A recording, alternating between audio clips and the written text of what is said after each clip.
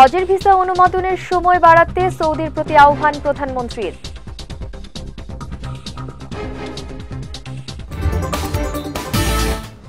আন্দোলনের নামে সন্ত্রাস শুরু করলে বিএনপি নেতাদের পালিয়ে যেতে হবে বললেন ওবায়দুল কাদের। এবং আপিল বিভাগের চূড়ান্ত রায়ের আগে আসামিকে কন্ডেম সেলে রাখা যাবে না, হাইকোর্টের রায়।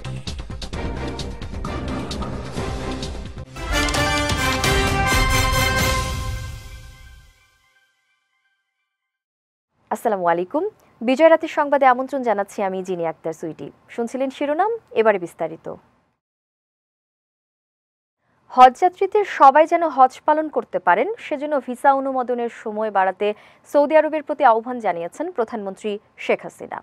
সকালে গণভবনে সৌদি আরবের রাষ্ট্রদূত ইসা বিন ইউসুফ আল দুহাইলানের সঙ্গে সৌজন্য সাক্ষাৎকালে তিনি এই আহ্বান জানান।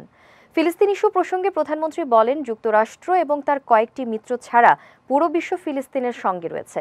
এ সময় সৌদি আরবে থাকা প্রবাসী বাংলাদেশিদের বৈধ পথে রেমিটেন্স পাঠাতে রাষ্ট্রদূতকে পদক্ষেপ নেওয়ার আহ্বান জানান সরকার প্রধান।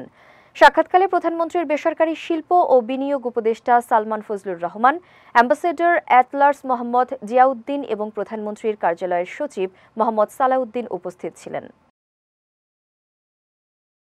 আন্দোলনের নামে সন্ত্রাস শুরু করলে বিএনপি নেতাদের পালিয়ে যেতে হবে বলে মন্তব্য করেছেন আওয়ামী লীগ সাধারণ সম্পাদক ও সেতুমন্ত্রী ওবায়দুল কাদের। দুপুরে আওয়ামী লীগ সভাপতির ধানমন্ডির রাজনৈতিক কার্যালয়ে এক ব্রিফিংয়ে তিনি এ মন্তব্য করেন। বলেন, 2007 সালে আর রাজনীতি না করার মুচলেকা দিয়ে বিদেশে পালিয়ে যায় বিএনপির ভারপ্রাপ্ত চেয়ারম্যান। অন্যদিকে আওয়ামী লীগের ইতিহাসে পালিয়ে যাওয়ার কোনো নজির নেই। এ সময় বাইরে থেকে এসে কেউ বিএনপিকে মদদ দিয়ে চাঙ্গা করবে এমন পরিস্থিতি নেই বলেও মন্তব্য করেন আওয়ামী লীগের এই শীর্ষ নেতা। আমরা পালাবো কেন? আমরা জনগণের ভোটে নির্বাচিত হয়েছে। আমাদের ক্ষমতার উৎস বাংলাদেশের জনগণ। আমাদের পালানোর কোনো রেকর্ড নেই।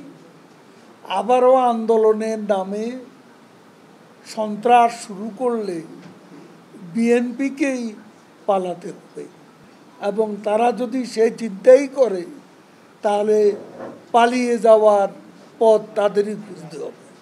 আপিল বিভাগে মৃত্যুদণ্ডাদেশ চূড়ান্ত হওয়ার আগে কোনো আসামিকে কন্ডেম সেলে রাখা যাবে না বলে রায় দিয়েছেন হাইকোর্ট।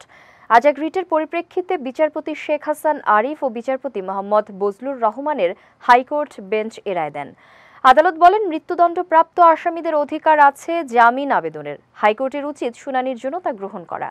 এর আগে চট্টগ্রাম কারাগারে কন্ডেম সেলে থাকা জিল্লুর রহমান সহ মৃত্যুদণ্ডপ্রাপ্ত 3 বন্দীর পক্ষে একটি রিট দায়ের করেছিলেন আইনজীবী শিশির মুনির।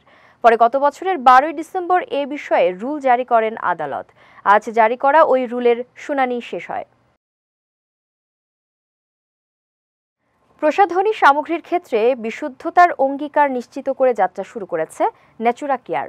প্রাকৃতিক সুস্থতার জগতে স্বাগত জানাতে দুর্দম দুর্জয় দুর্বার অঙ্গীকার নিয়ে বাংলাদেশের বাজারে আত্মপ্রকাশ করেছে প্রতিষ্ঠানটি। সম্প্রতি কালীগঞ্জের সিসিইউএলবি রিসোর্ট ও কনভেনশন হলে আয়োজিত এক অনুষ্ঠানের মাধ্যমে ব্র্যান্ডটি আত্মপ্রকাশ করে। এ সময় প্রতিষ্ঠানটির ব্যবস্থাপনা পরিচালক Asif Wahab Khan, CEO Mohammad Nazim Uddin, head of business strategy Aditya Som, head of marketing Shams Arifin সহ অন্যান্যরা উপস্থিত ছিলেন। এবার জেলা সংবাদ।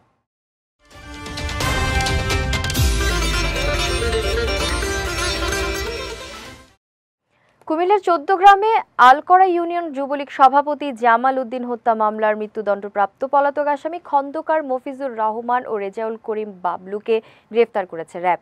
দুপুরে কুমিল্লার র্যাব 11 এর শাকতলা কার্যালয়ে আয়োজিত সংবাদ সম্মেলনে এ তথ্য নিশ্চিত করেন র্যাব 11 এর উপপরিচালক ও কোম্পানি অধিনায়ক লেফটেন্যান্ট কমান্ডার মাহমুদুল হাসান। তিনি জানান, আজ ভোরে তথ্য প্রযুক্তির সহায়তায় কুমিল্লা সদরের শাসনগাছা এলাকা থেকে মফিজ ও বাবলুকে গ্রেফতার করা হয়। তিনি আরও জানান, 2016 সালে পূর্ব পরিকল্পিতভাবে যুবলীগ নেতা জামাল উদ্দিনকে হত্যা করা হয়। ওই ঘটনায় গতকাল আদালত 9 জনের মৃত্যুদণ্ড ও 9 জনের যাবজ্জীবন কারাদণ্ডের আদেশ দেন। চুয়াডাঙ্গায় আগামী 16 মে থেকে 1 জুলাই পর্যন্ত চলতি মৌসুমের আম সংগ্রহের সময়কাল নির্ধারণ করেছে জেলা প্রশাসন। বিকেলে জেলা প্রশাসক কার্যালয়ের সম্মেলন কক্ষে আয়োজিত সভায় এই সিদ্ধান্ত নেওয়া হয়। এবছর জেলায় ২,৩০৪ হেক্টর জমিতে আমের চাষ হয়েছে। এর থেকে উৎপাদনের লক্ষ্যমাত্রা নির্ধারণ করা হয়েছে ৩০,০০০ মেট্রিক টন।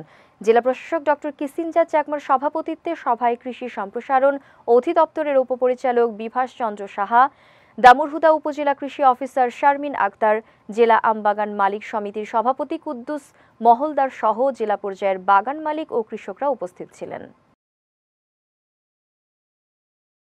আগামী ৩ দিন বন্ধ থাকবে ব্রাহ্মণবাড়িয়ার আগরতলা আখাউড়া কলকাতা বাস সার্ভিস। জেলা নির্বাহী প্রকৌশলী মীর নিজামুদ্দিন আহমেদ স্বাক্ষরিত এক বিজ্ঞপ্তিতে জানানো হয়, আখাউড়া আগরতলা সড়কের গাজীরবাজার এলাকায় নির্মাণাধীন সেতুর পাশে একটি বেইলি ব্রিজ নির্মাণ করা হচ্ছে। এ কারণে আগামী ১৬ মে রাত ১০টা থেকে ১৮ মে রাত ১০টা পর্যন্ত সব ধরনের যানবাহন চলাচল বন্ধ থাকবে। বিজ্ঞপ্তিতে জনসাধারণকে বিকল্প সড়ক ব্যবহারের জন্য অনুরোধ করা হয়। যাচ্ছি খেলার সংবাদে।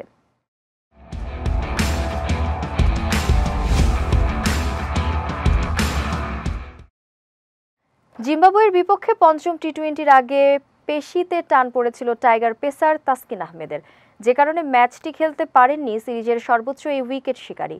বর্তমানে চোটের অবস্থা জানতে তাসকিনের পরীক্ষা করায় বিসিবি। আজ সেই স্ক্যান রিপোর্ট হাতে পেয়েছে সংস্থাটি।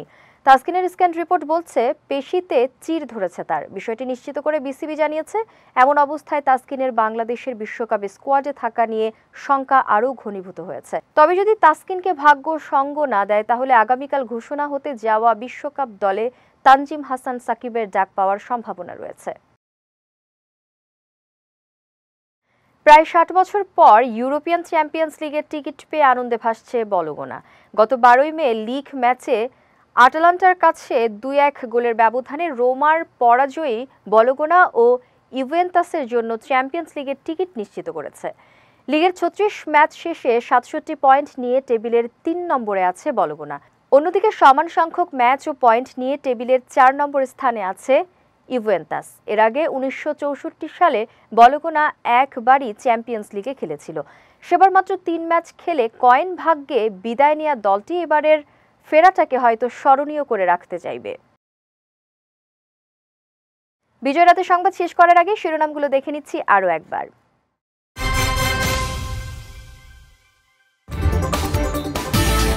হজের ভিসা অনুমোদনের সময় বাড়াতে সৌদির প্রতি আহ্বান প্রধানমন্ত্রীর।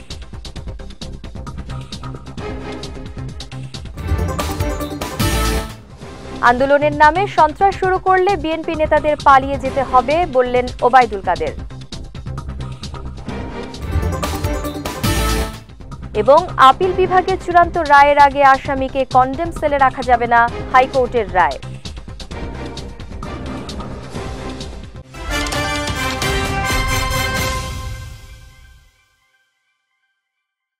বিজয় রাতে সংবাদ শেষে আজকের মতো আমি জিনি আক্তার সুইটি আপনাদের কাছ থেকে বিদায় নিচ্ছি।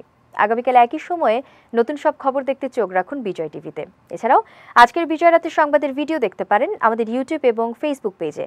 আমাদের ইউটিউব হলো youtube.com/bijaytvofficial এবং আমাদের ফেসবুক পেজ হলো facebook.com/bijaytvlimited। এতক্ষণ সঙ্গে থাকার জন্য ধন্যবাদ সবাইকে।